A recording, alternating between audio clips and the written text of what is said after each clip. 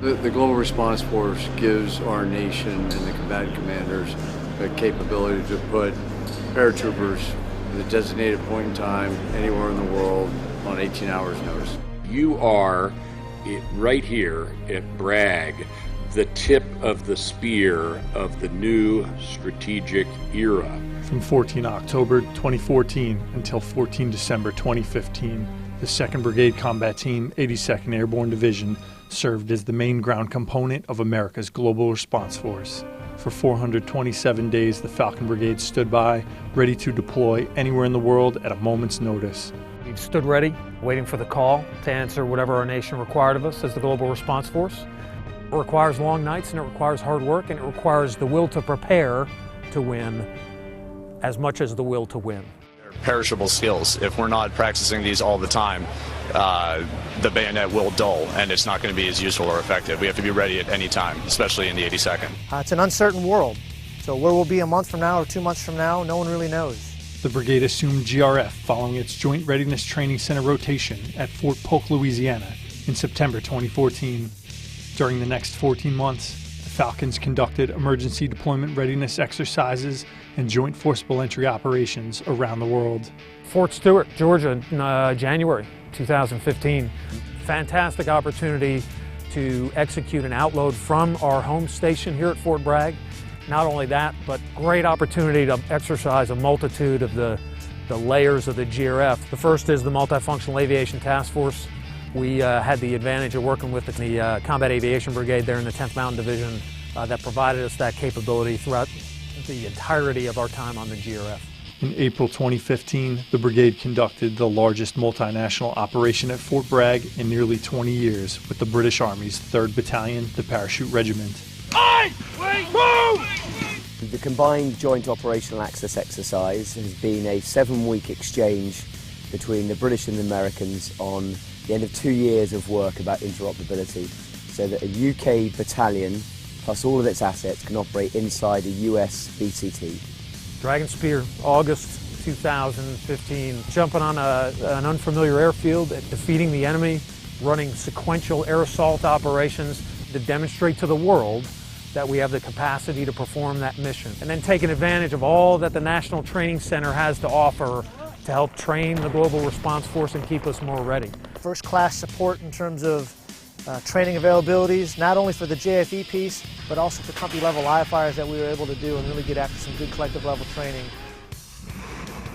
Trident Juncture Ultimate Reach in Spain, Airborne JFE in early November 2015.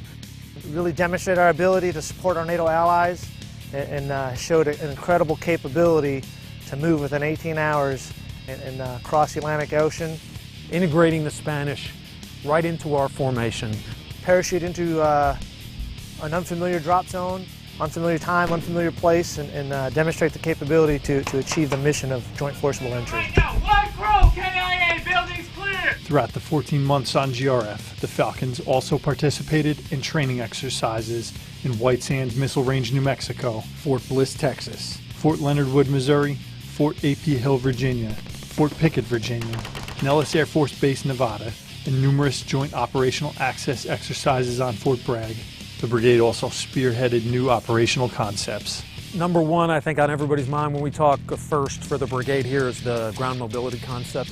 The use of our light tactical all-terrain vehicles to be able to jump offset on a drop zone, given an enemy stronghold on a certain airfield or other facility that we want to get close to, but we jump offset from that objective and then be able to use our ground mobility vehicles to move to that objective rapidly.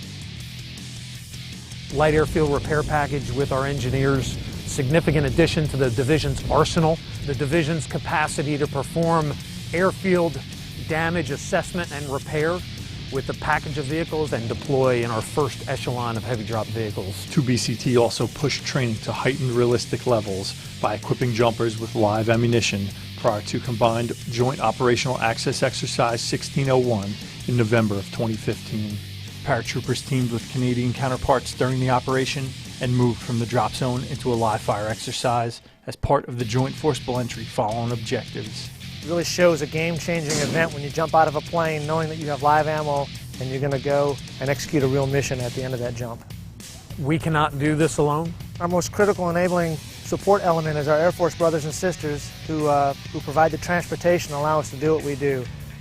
When we get there, we are very lightly armored, if at all armored, and so what we need to do is bring in those heavy elements as quickly as we can to augment us, and we did that with not just tanks and Bradleys from initially the 3rd Infantry Division, but then the 4th Infantry Division, but also Strykers from the 1st Armored Division as well.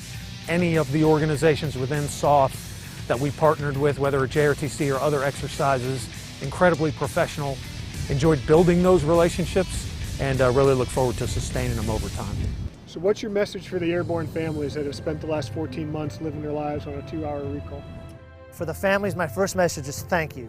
Thank you for loaning your paratrooper to us to train and fight, fully acknowledging that you put up with the long hours, raising the children on your own, taking care of appointments while we take care of the business we need to take care of to be ready. We could not have done it without you. You owe it to yourselves to take a second and pat yourself on the back and remember that you were a critical component of making your soldier, your paratrooper, ready to do the things we were asking them to do. What we want to make sure that the families understand is that what we do is very important. It's important for the nation. It's important for the free world. What's next for the Falcon Brigade is to stand by ready, willing, and able to accomplish any national strategic objective the nation requires of America's Guard of Honor. There is always another mission in our Army, and we've got to be ready for that too.